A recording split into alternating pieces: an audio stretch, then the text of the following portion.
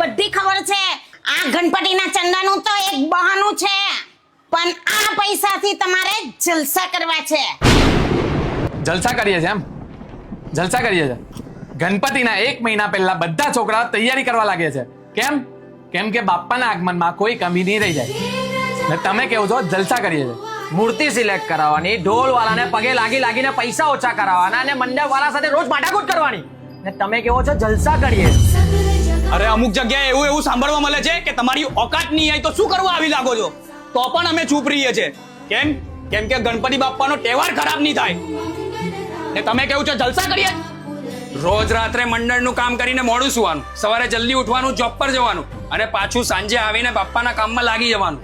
અને પછી એમાં જેને ફાળો નહીં આપ્યો હોય એની પાસે રોજ ભીખ માંગવાની, કોઈના તાના સાંભળવાના તો કોઈના બહાના સાંભળવાના, તો પણ બધાને હસ્તે મોડે જવાબ આપવાનો. અને તમે કહો છો જલસા કરીએ. હા તો કરીએ છીએ અમે જલસા.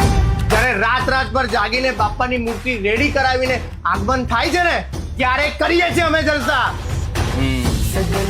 બાપ્પાની આરતીમાં જોરથી જયદેવ બોલીને કરીએ છીએ અમે જલસા.